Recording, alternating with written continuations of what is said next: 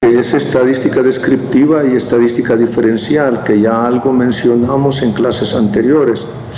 Veamos que la rama de la estadística que presenta técnicas para describir conjuntos de mediciones, eso es lo que denominamos estadística descriptiva, es decir, la toma de datos, la elaboración de tablas, la elaboración de gráficas, la extracción de ciertos estadísticos como la media aritmética, la mediana, la moda, la desviación, etcétera. Eso estaríamos diciendo que es estadística descriptiva. La definición tal cual está formada por procedimientos empleados para resumir y describir las características importantes de un conjunto de mediciones. Ustedes toman los datos del Ministerio de Agricultura y Ganadería y consideran toda la toma de 5 años del precio del frijol y ya colectaron la información, la tienen cruda, sin ningún procesamiento, inician a procesarla, forman la tabla de clases, el precio en la clase 1 va de tal precio a tal precio en tal año, luego sacan la media aritmética, luego lo siguen procesando con las desviaciones, llegan a sacar el coeficiente de variación, la desviación típica. Y ya con la desviación típica pueden decir la probabilidad de que al cultivar yo frijol tenga tal precio es del 50% o del 80%.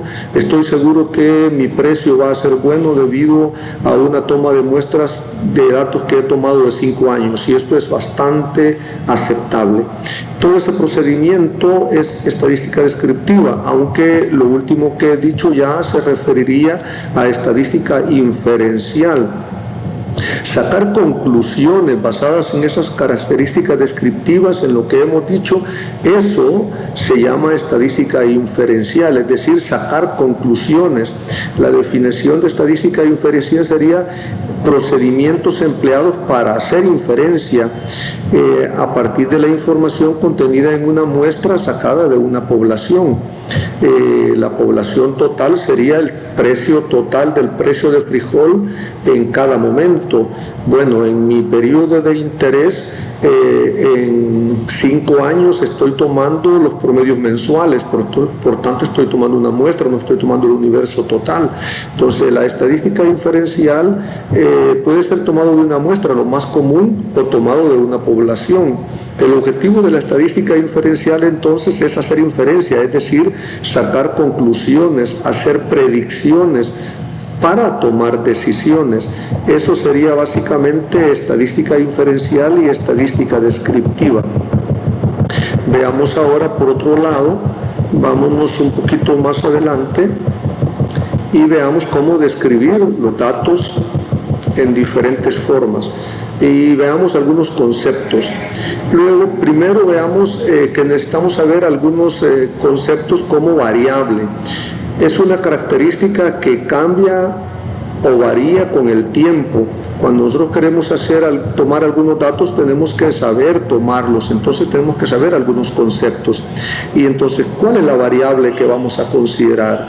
Vemos que con la situación, desgraciadamente, que estamos pasando en el mundo entero, una variable de interés en la población ahora, para saber si está o no saludable, es tomarle la temperatura. Y a cualquier lugar que vamos, pues nos toman la temperatura.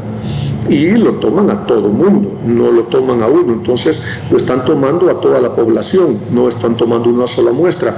Cuando uno va a entrar a la universidad, no es que dice vamos a tomar una muestra a ver cómo anda la situación, y a este sí, a este no, el quinto que entre le vamos a tomar la temperatura. No, se le toma a todos, por lo tanto se le toma a la población.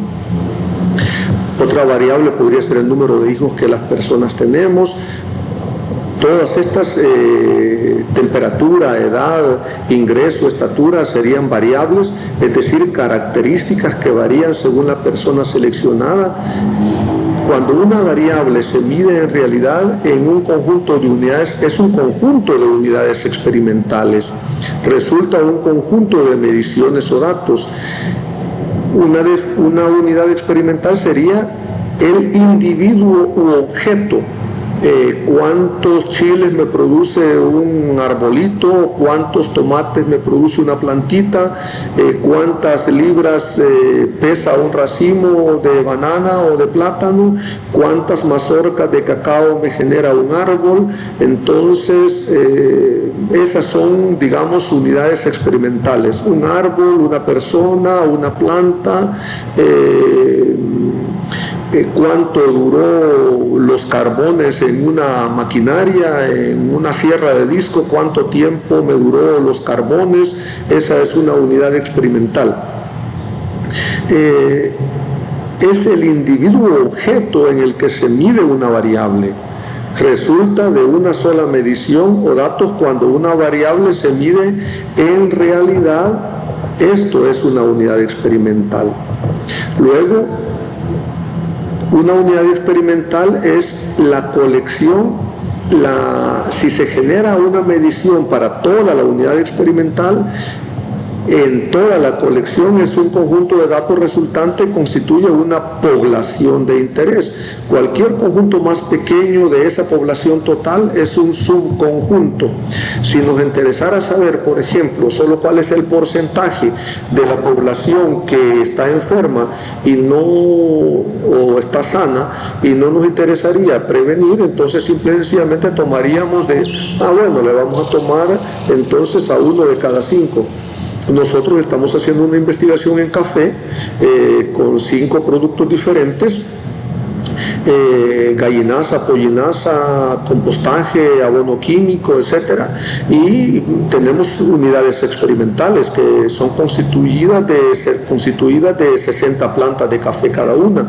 Pues no tomamos las mediciones de las 60 plantas. Cada vez que hacemos mediciones tomamos 10 plantas al azar. Entonces no tomamos la población, que es el conjunto de interés o el conjunto total de individuos a investigar. Tomamos una muestra, es decir, un subconjunto de mediciones seleccionadas. Entonces ahí tenemos algunas definiciones. Ahora veamos un ejemplo. De entre todos los alumnos que hay en una universidad se selecciona un conjunto de 5 estudiantes y las mediciones se introducen en una hoja de cálculo para que se muestre en la tabla siguiente. Entonces veamos qué es allí, cuáles son las variables. La tabla está más abajo, ya la vamos a ver. Vamos a reducir un poquito para que se vea. Y tenemos entonces que estamos tomando 5 variables, ¿sí? En esta tabla hay diversas variables, dice. Por ejemplo, la unidad experimental en la que se mide las variables es un alumno. Los alumnos totales de la universidad es la población, la muestra es el grupo de estudiantes a los cuales vamos a tomar ciertos datos, y la unidad experimental es cada alumno. Entonces la variable es el alumno del plantel en particular, identificado en la columna 1. Alumno 1, 2, 3, 4 y 5, vamos a tomar una muestra de 5 alumnos, a la cual se le van a tomar 5 variables. Una de ellas, la primera, es el promedio de las calificaciones, GPA, que está en la columna C2, y vemos el promedio de calificaciones para diferentes alumnos: 2, 2.3, 2.9, 2.7, 2.6. Recuerden que este libro es norteamericano y se basa en 5 puntos, no se basa en 10. Así que el 2.9 más o menos equivale, multiplicado por 2, a ¿cuánto? A 5.9, ¿verdad? Por ahí. No sé, me está fallando ahorita. 18, 5.8, ¿verdad? Entonces sería basado en 10. Es un sistema diferente de puntaje. Entonces esto sería, digamos, una variable.